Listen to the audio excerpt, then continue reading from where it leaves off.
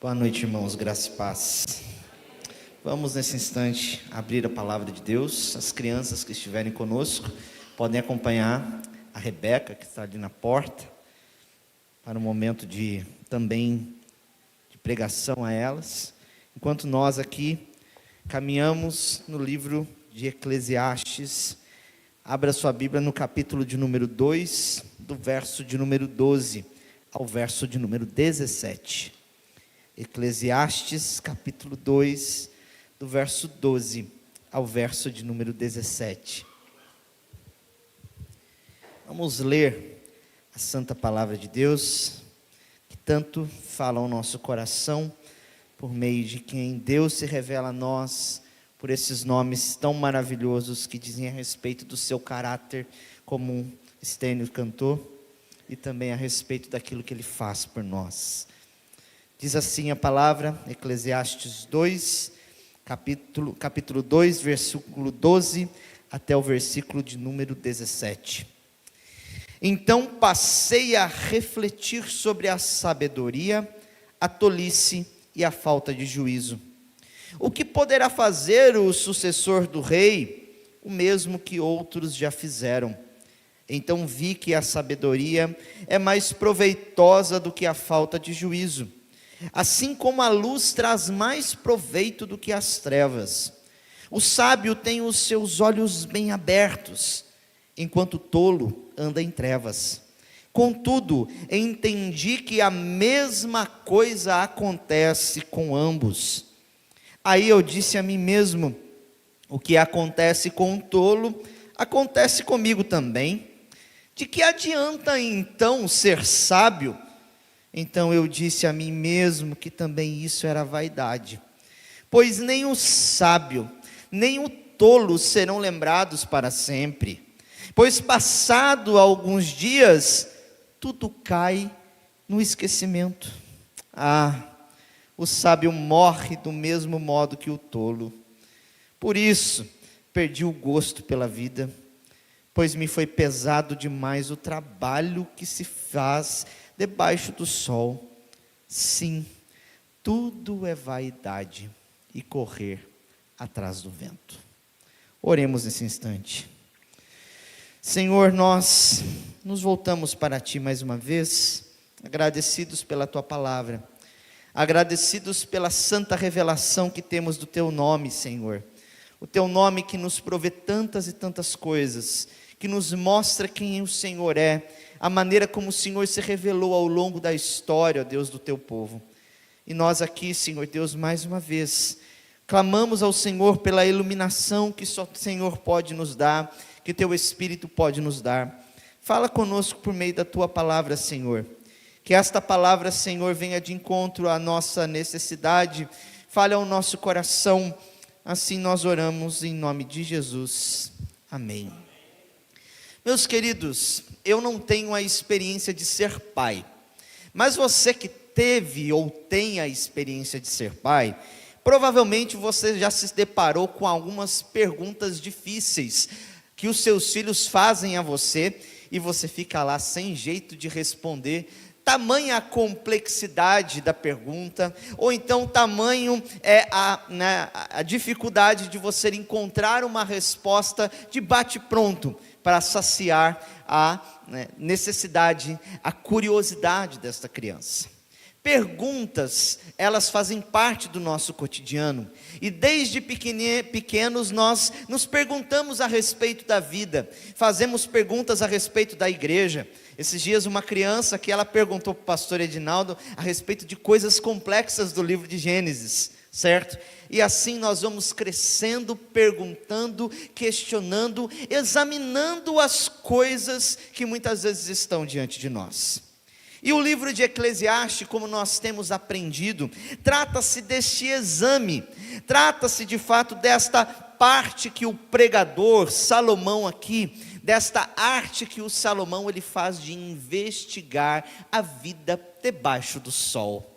Olhando na perspectiva carnal, sem considerar a perspectiva eterna eterna e redentiva daquilo que Deus fez, Salomão se propõe a examinar a sua vida, a examinar a vida dos homens, a ver como tudo funciona, tal qual os filósofos da Grécia Antiga, que ficavam olhando para o céu, tentando descobrir os mistérios do mundo, ou então para um fluxo de um rio, tentando ver ali o que acontecia, e fazendo perguntas e procurando respostas. Assim, Eclesiastes, Salomão, ele faz este exame, ele nos mostra de fato qual é o propósito da vida. Ele se pergunta: o que faz sentido? Por que faz sentido viver? Qual é o propósito, o sentido da vida?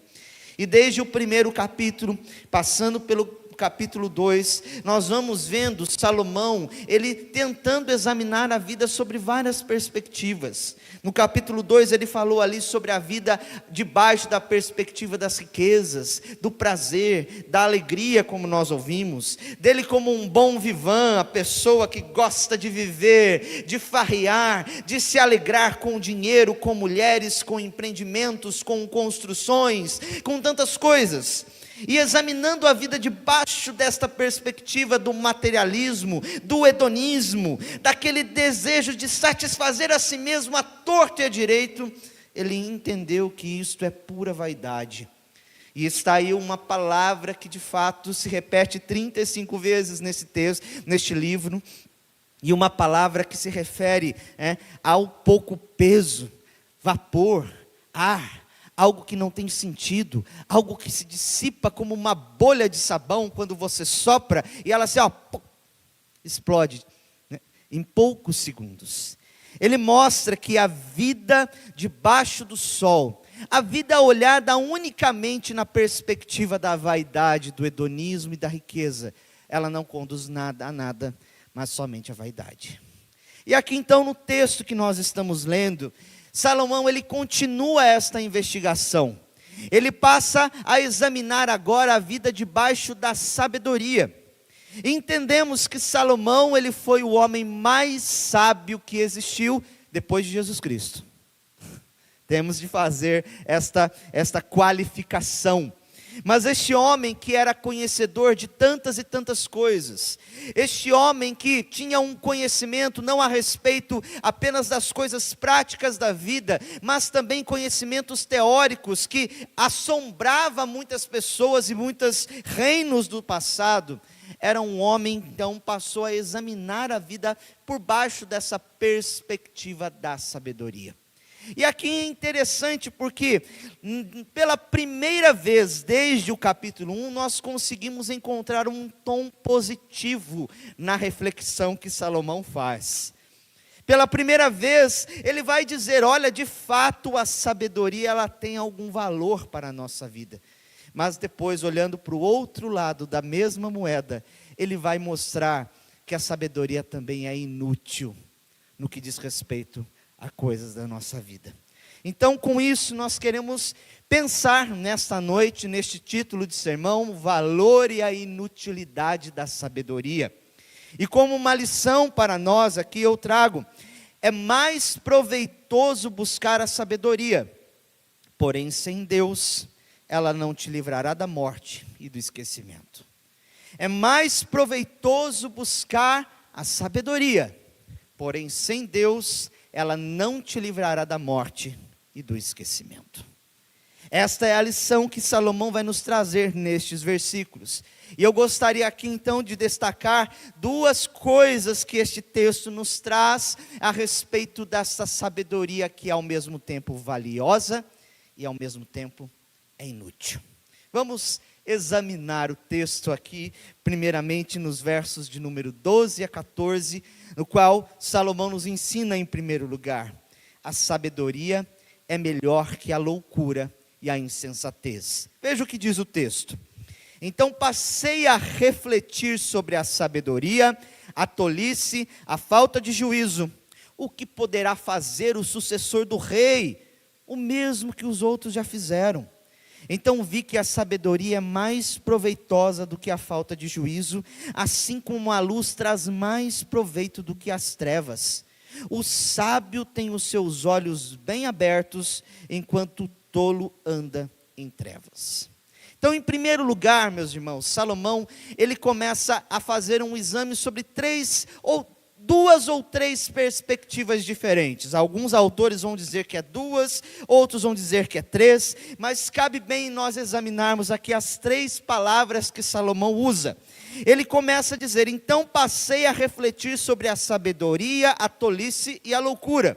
No capítulo 1 ele já faz isso de um modo um pouco mais conciso, mas aqui ele se debruça novamente sobre esta reflexão. É como aqueles momentos talvez da nossa vida que nós voltamos a lugares por onde já passamos, para ver se nós conseguimos entender bem determinada situação, ou coisas que nós vimos, naquele primeiro momento foram passadas despercebidas, e aqui então voltando novamente àquele lugar, nós temos uma outra imagem, conseguimos captar novamente a respeito dessas coisas. Salomão, ele vai e volta nas suas reflexões, passando por uma casa que tem os mesmos cômodos, olhando, observando para aquele lugar, a fim de encontrar a sua melhor reflexão. E aqui então ele se propõe a examinar a vida a respeito dessas perspectivas que colocamos aqui. E o que é sabedoria aqui? Aqui é interessante nós entendermos o que Salomão ele quer dizer a respeito da sabedoria. Sabedoria, de acordo com um dicionário léxico da língua hebraica, nos ensina que é a capacidade de aplicar o conhecimento, experiência ou compreensão.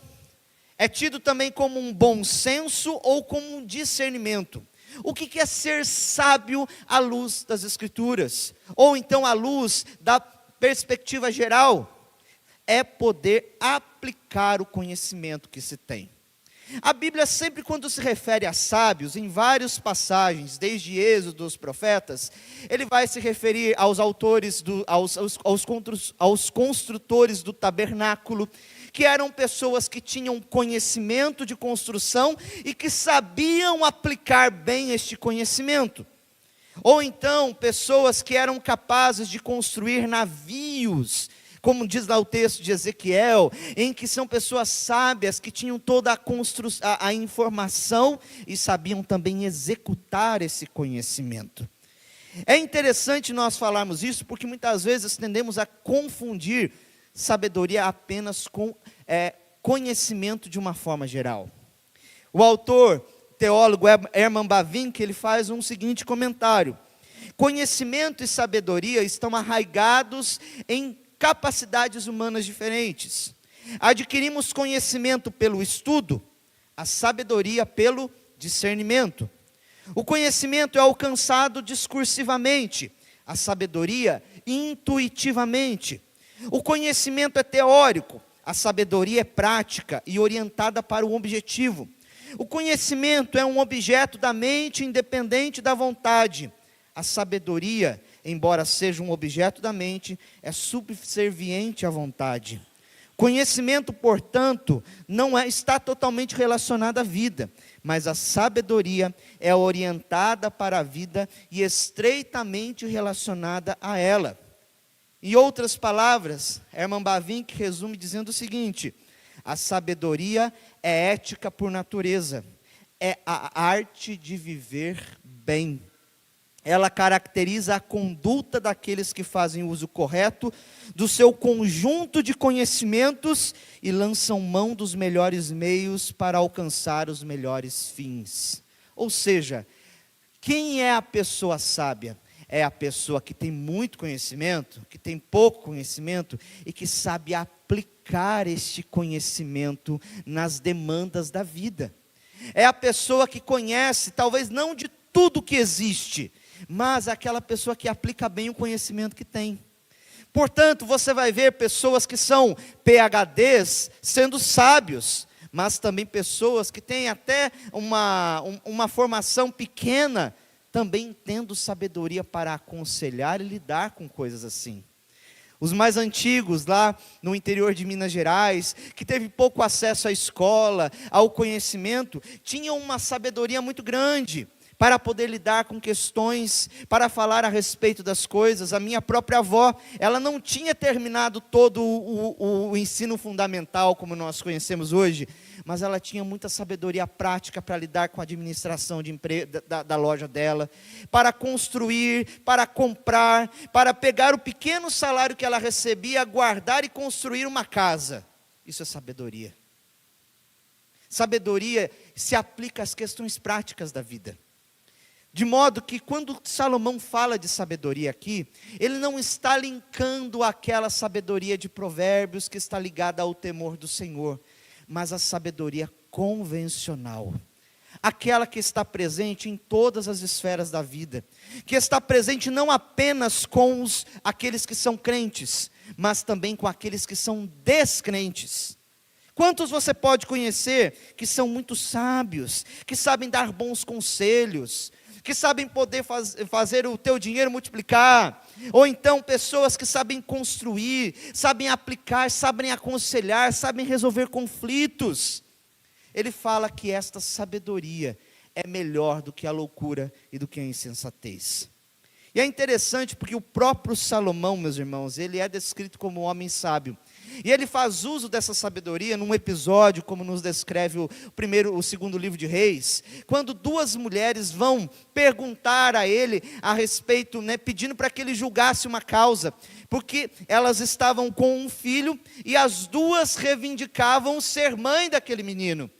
E Salomão simplesmente fez algo que aos nossos olhos pode parecer radical. Vamos cortar o menino em dois pedaços, cada um fica com um, aí assim acabou a briga.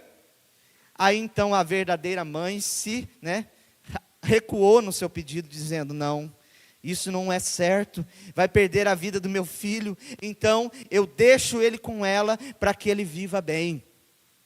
Aí então se descobriu qual era a verdadeira mãe da criança, aquela que tinha afeto pelo seu próprio filho. Nisso nós vemos a sabedoria. Mas o que é a loucura e a insensatez, meus irmãos? A loucura, de acordo com esse mesmo dicionário, é a qualidade de ser precipitado e imprudente a um grau extremo. É aquela pessoa que é movida por suas paixões. Nós estávamos falando hoje na escola dominical, é aquele cara que tem que pagar o aluguel, mas ele vê lá o preço em promoção do PS5, o que ele faz? Ele pega o dinheiro do aluguel e joga no PS5. Isso é o quê? Uma loucura. Eu falei para eles, isso é irresponsabilidade, E os meninos falaram para mim, não pastor, isso é loucura. Ou seja, aquela pessoa que vai ao extremo por causa das suas paixões. É aquela pessoa que se arrasta e não mede as consequências, não calcula o custo das suas atitudes. E a literatura, ela tem exemplos maravilhosos para nos dar a respeito disso. Eu creio que todos nós já ouvimos falar lá do conto de Moby Dick, a baleia branca. E nós vemos como o capitão Ahab, ele era um homem movido pelas suas paixões.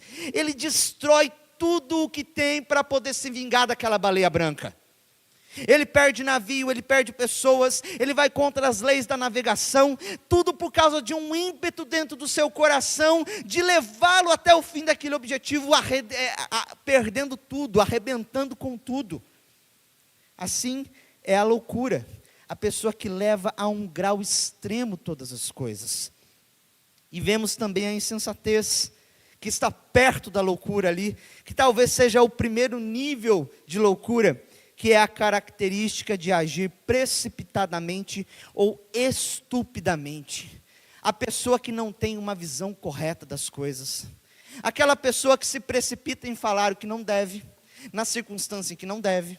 Aquela pessoa que não reflete antes de falar.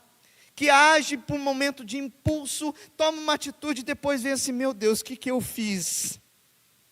Ou então, age de acordo com os seus desejos, até de uma forma moderada, que não tem aquela visão correta da realidade, que não sabe aplicar o conhecimento que tem. O sábio é aquele que tem conhecimento e o aplica bem. O insensato é aquele que tem conhecimento, mas que não sabe, de fato, perceber a realidade e saber como aplicá-lo. E temos talvez uma figura aí dentro da literatura também, o famoso Dom Quixote de La Mancha, que era um homem que leu muitos e muitos livros sobre cavalaria, e depois de ter lido muitos livros, ele se achou que ele era um cavaleiro. Aí ele então pegou o seu pangaré, certo? E saiu ali pelas ruas, pelas estradas da Espanha, enfrentando alguns inimigos imaginários, confundindo moinhos de vento com gigantes de três braços. Ou seja, batendo em quem não tinha nada a ver, pessoas simples do convívio, achando que ele estava fazendo algo grandioso, movido pela loucura, pela insensatez. Meus irmãos, essas 3 palavras refletem de fato pessoas, qualidades que são muito vistas nos dias de hoje. Não se trata aqui da loucura como algo patológico, como nós temos conhecimento pela psiquiatria ou pela medicina, mas de fato de atitudes que muitas vezes são prejudiciais. E examinando essas coisas, Salomão fala, que o que acontece é melhor viver a sabedoria do que ter falta de juízo. Ele vai dizer no versículo 13: então vi que a sabedoria é mais proveitosa do que a falta de juízo, assim como a luz tem mais proveito do que as trevas. Ele entende, fazendo um exame aqui especificamente, ele olha dizendo: é melhor ser sábio, é mais excelente ser sábio, é mais proveitoso ser sábio, é mais proveitoso adquirir conhecimento e saber como aplicá-lo, e não viver como essas pessoas desordenadas. Então aqui nós vemos um ponto positivo da reflexão de Salomão. Nós vemos o quanto ele fala assim, é melhor adquirir esse tipo de conhecimento. E ele diz, no versículo 12, o que poderá fazer o sucessor do rei, o mesmo que os outros já fizeram. Ele está refletindo aqui a respeito daqueles que virão depois dele. Como os outros poderão agir de fato. Como que eles devem agir, qual que é o padrão que eles devem buscar. Porque se eles fizerem andarem em sabedoria, eles vão fazer as mesmas coisas que os outros fizeram, e vão se levantar aí vivendo de uma maneira errática. No entanto, ser sábio, meus irmãos, é mais excelente. E ele faz uma comparação aqui, a comparação da sabedoria com uma luz, e a loucura com uma escuridão. Todos nós já tivemos aqui a experiência de ficar sem energia elétrica dentro de casa. No ano passado, aí em São Paulo, pessoas ficaram muitos dias sem energia elétrica. E sem a energia elétrica, sem a luz, a gente fica limitado a desgaste, a perda de coisas, de alimentos. Quantos não foram os alimentos ali que as pessoas perderam de fato? Quem não tem luz não consegue enxergar com clareza a realidade. E ele compara a sabedoria a isso. A sabedoria é essa luz que nós temos diante de nós, com a qual nós conseguimos perceber a realidade de fato. Sabedoria é muito importante, a sabedoria convencional, ela tem valor para nós. Ele vai dizer assim ainda, no verso de número 14, o sábio tem os seus olhos bem abertos, ou numa tradução mais literal, como a Ara nos traz, o sábio tem os olhos na sua cabeça. A ideia do que? Você consegue enxergar direito, você não anda tropeçando, você não anda esbarrando. Quem sabe, quem já esteve num quarto escuro, já se esbarrou em muita coisa, caiu por causa da falta de percepção. O tolo não consegue enxergar, meus irmãos, ele vive tropeçando. A sabedoria, porém, nos capacita a ver as coisas da maneira correta. E assim ele nos mostra no fim deste texto, é melhor ser sábio. É melhor adquirir sabedoria. Você vai ter um proveito melhor da vida se você viver de modo sábio. Não entregue as suas paixões, não como um insensato. E é interessante, você olha, pela primeira vez, Salomão, como nós já dissemos, ele coloca as coisas em perspectiva positiva. Porém, meus irmãos, a parte B do verso 14, até o versículo 17, nos mostra que a agonia de Salomão cresce de uma maneira como nós ainda não vimos aqui nos versículos anteriores. Porque se de um lado ele medita sobre o proveito da sabedoria, o valor da sabedoria, em segundo lugar, ele fala da inutilidade dela. E aqui está a segunda lição que nós destacamos, dos versos, da parte B do verso 14 até o final, verso 17. A sabedoria não pode te livrar da morte. Veja o que diz o texto. Contudo, entendi que a mesma coisa acontece com ambos. Aí eu disse a mim mesmo, o que acontece com um tolo, acontece comigo também. De que adianta então ser sábio? Então eu disse a mim mesmo, que também isso era vaidade. Pois nem o sábio nem o tolo serão lembrados para sempre. Pois passados alguns dias, tudo cai no esquecimento. O sábio morre do mesmo modo que o tolo. Por isso, perdi o gosto pela vida. Pois me foi pesado demais o trabalho que se faz debaixo do sol. Sim, tudo é vaidade e correr atrás do vento. Irmãos, depois de ter falado do valor da sabedoria, talvez você esperasse assim, pronto, algo diferente, algo positivo para nós. Nós nos somos relembrados ali de Provérbios, especialmente quando ele diz, o filho sábio, Provérbios 10:1, é a alegria do seu pai, mas o filho tolo é a tristeza da sua mãe. O princípio da sabedoria, o temor do Senhor é o princípio da sabedoria. Você se animou pensando assim, poxa, agora Salomão ele vai entrar nessas coisas. Mas lembre-se que ele está examinando a vida, não debaixo de uma perspectiva redentora, do Deus que se revelou pelos seus nomes, mas ele está examinando a vida de acordo com a perspectiva simplesmente caída debaixo do sol, olhando o mundo apenas pelas lentes humanas, pelas lentes que estão distorcidas por uma miopia que muitas vezes nós não conseguimos enxergar as coisas com tanta clareza. Salomão ele passa a observar a sabedoria convencional, o valor que ela tem, e agora ele mostra como que ela é inútil, de que maneira. Primeiramente no verso 14b e versículo 15 ele diz, o mesmo acontece com o tolo e com o sábio.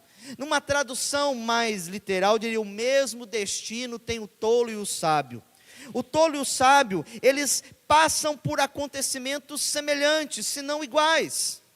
Quantas vezes nós já vimos de destruições e catástrofes que acontecem no nosso país, fora do nosso país, e pega todo mundo, rico, pobre, pessoas que são intelectuais, pessoas que são menos intelectuais ou estudiosas, todo mundo acaba padecendo por certos tipos de acontecimentos na vida. Não importa o quanto você tem habilidade para aplicar o seu conhecimento, você está sujeito a determinadas coisas que você não tem o controle.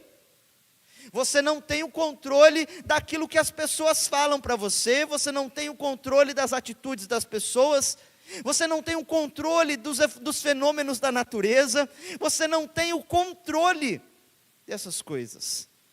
E você, sendo tolo ou sendo sábio, você passa pelas mesmas circunstâncias que todo mundo. É o que Jesus Cristo disse, o sol vem para os bons e para os maus, a chuva cai para os bons e para os maus, todos nós estamos sujeitos a passar por determinadas tempestades na vida, e não importa quão esperto nós sejamos, certas coisas estão fora do nosso controle. Pastor, mas eu sou uma pessoa tão dedicada, eu leio tanto, eu busco examinar tudo com precisão, eu não costumo julgar as coisas de uma maneira precipitada, eu busco aplicar todo o conhecimento que eu tenho. Por que isso aconteceu comigo, pastor? Talvez seja essas das perguntas mais frequentes nos gabinetes pastorais que nós ouvimos, porque irmãos, estamos sujeitos a determinadas circunstâncias, não temos controle sobre tudo. Mas não basta isso, meus irmãos. No versículo 16, ele vai dizer que o sábio e o tolo serão esquecidos. Diz o seguinte no verso 16, pois nem o sábio nem o tolo serão lembrados para sempre, pois passados alguns dias, tudo cai no esquecimento. Às vezes a gente tem a visão de que nós sempre seremos eternos aqui, que todo mundo vai se lembrar de nós, que o nosso legado será deixado, e todas as pessoas conhecerão, mas isso é uma pura vaidade, meus irmãos. Isso é pura mentira, porque tudo cai no esquecimento. Até as obras grandiosas que nós vemos, elas caem. Vejam os construtores da Torre de Babel. Quem foram aqueles grandes homens que queriam construir uma grande torre para se parecer com Deus? Caíram no esquecimento. Embora tenhamos relatos bíblicos que falam dele, nenhum texto bíblico fala especificamente do homem que projetou isso. Temos ideia de ser Nimrod, como diz o texto de Gênesis, mas caíram no esquecimento. Vejam grandes construções como o World Trade Center, que lamentavelmente caiu, por uma tragédia, por um ato terrorista. Quem são os construtores daquela grande obra que representava ali o centro do mercado financeiro do mundo? Quantas construções, quantas coisas acabam caindo no esquecimento, meus irmãos. Todos nós estamos sujeitos a isso. Se você vive bem, as pessoas de 1, 2, 3 gerações poderão se lembrar de você. Veja, por exemplo, o caso do John Knox, pai da igreja presbiteriana. Por nós ele é lembrado, mas não por todos. O que aconteceu com o túmulo de John Knox, o grande reformador escocês da igreja, líder e o criador, organizador da igreja presbiteriana do mundo? O túmulo dele virou um estacionamento. As pessoas estacionam um carro em cima da sepultura dele, para mostrar o quanto a nossa vida é passageira. E por mais que sejamos lembrados por grandes feitos, na mente de muitos isso é esquecido, isso é desprezado. Além do mais, meus irmãos, veja o que diz ainda o versículo de número 16. O sábio morre do mesmo modo que o tolo. E aqui está a grande palavra-chave de tudo. O que faz o sábio e o tolo se tornarem iguais? A morte. Todos eles vão para o caminho da sepultura. Todos eles chegarão no mesmo lugar. Não importa o quanto tempo ele tenha dedicado a ser uma pessoa sábia e notória, ele também vai morrer. A sabedoria, por mais maravilhosa que seja, por mais valor que ela tenha, ela não pode te livrar da morte. E está aqui algo, meus irmãos, com os quais os homens eles temem de fato. Um comentarista disse o seguinte, que a morte é o grande igualador da humanidade. Salmo 49, versículo 10 nos diz: porque vê-se que os sábios morrem e que perecem também os tolos e estúpidos, os quais deixam as suas riquezas para os outros. Todos nós estamos de fato à mercê da morte. Um filósofo existencialista conhecido como Jean-Paul Sartre disse as seguintes palavras: a vida deixa de ter sentido no momento em que você perde a ilusão de ser eterno. Por mais que você busque o sentido nela, se ele não está amparado no lugar certo, quando você chega à beira da morte, tudo não perde o sentido, tudo perde a razão de ser. E Sartre, um filósofo existencialista, muito conhecido aí dentro da academia, fora dela, ilustra muito bem com essas palavras. Meus irmãos, o grande desejo da humanidade caída é ser eterno, é buscar eternidade. As narrativas literárias, elas mostram isso para nós. Talvez você tenha assistido aquele filme antigo chamado Indiana Jones e a Última Cruzada. Sou fã do Indiana Jones, porque ele tem ali algumas sacadas muito legais naquele filme. E o grande desejo, aquela cruzada foi toda para quê? Para encontrar um artefato chamado Santo Graal, que tem a água da vida, que faz você viver eternamente. E as pessoas então matavam umas às outras, brigavam, iriam à loucura para poder ter esse acesso a este cálice. E quando chega lá, o cálice era verdadeiro, a vida eterna podia ser alcançada para quem bebia daquele cálice, porém ele tinha que ficar naquele lugar. O momento que ele cruzasse a linha, uma linha ali estabelecida, ele voltava a ser mortal novamente. É engraçado essa ironia do filme, não é verdade? Porque Por mais que busquemos eternidade por recursos humanos, ela nunca nos será dada desta maneira. Eu ouvi dizer uma notícia, não sei se é notícia verdadeira ou se é fake news, que o Elon Musk está, progredindo ali nos estudos da Neuralink, que é aquele chip que se coloca no cérebro para tentar, remover algumas questões de saúde. E ele falou, diz a notícia que ele declarou que estamos perto de podermos pegar, por meio da tecnologia da Neuralink, transferir a consciência de uma pessoa para um humanoide, para um robô. Assim venceremos a morte. E isso, meus irmãos, é um desejo do homem, querer vencer a morte por meio da ciência. Pastor Edinaldo falou hoje pela manhã de pessoas, de milionários que estão congelando os seus corpos a menos 300 graus Celsius, a fim de que quando chegar o momento de encontrar uma tecnologia que possa ressuscitar uma pessoa, ele possa então ter acesso a isso. O grande gargalo da existência humana é a morte. Nós não queremos morrer, ainda mais nós que somos cristãos, sempre queremos viver. Senhor, dá mais um pouquinho de tempo para nós, Senhor. Eu quero viver aqui junto com a minha família, tal qual Ezequias, quando ele estava acometido por uma grande doença no leito de morte, no seu leito, ele ora a Deus, me dá mais um pouquinho, Senhor. E assim, meus irmãos, nós vivemos.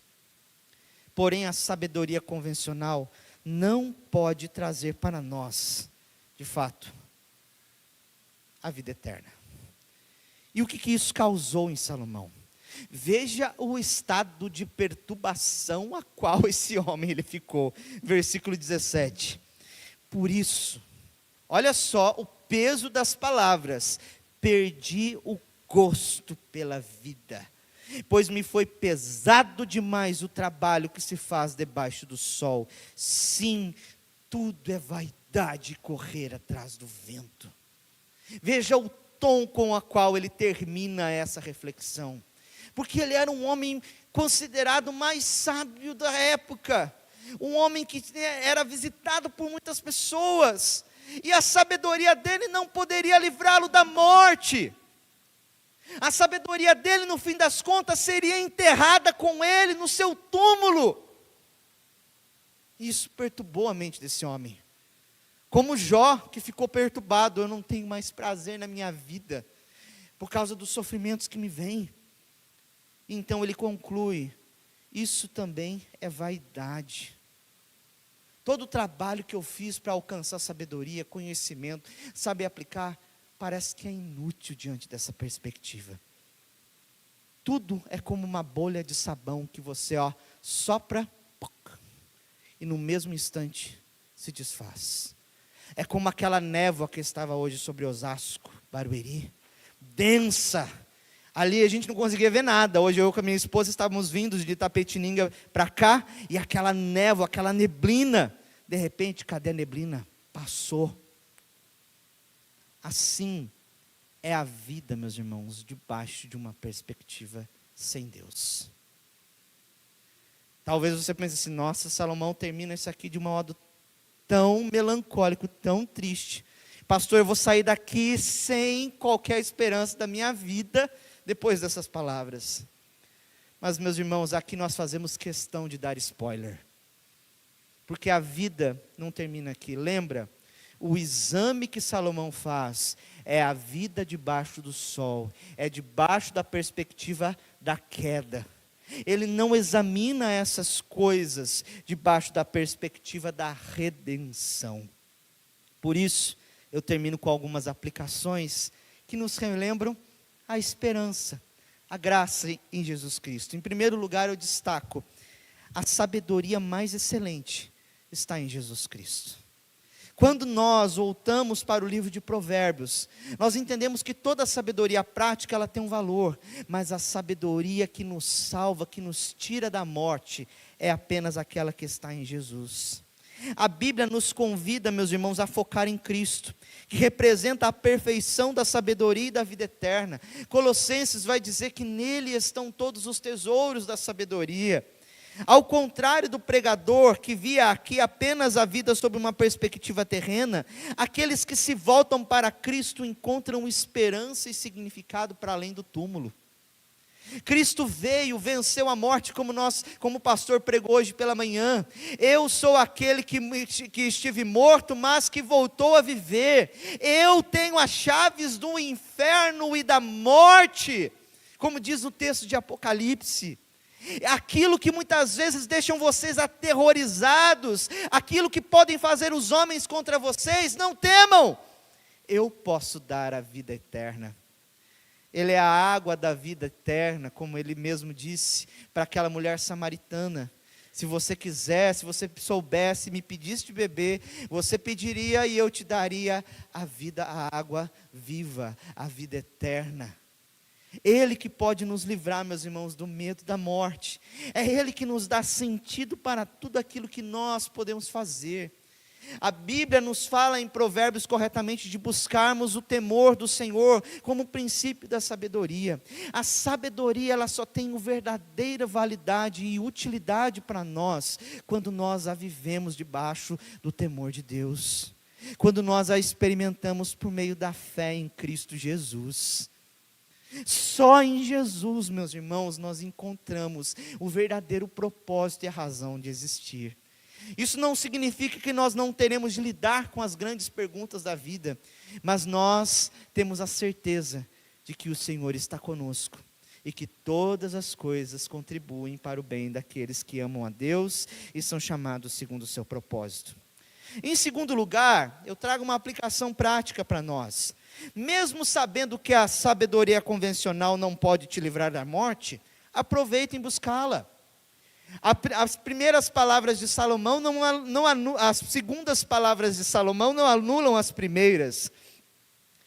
Por isso eu digo a você, estude e se aprimore mais para executar um melhor trabalho no lugar onde você está. Se você tem oportunidade de conhecer, de ler, de aprimorar aquilo que você faz, faça isso.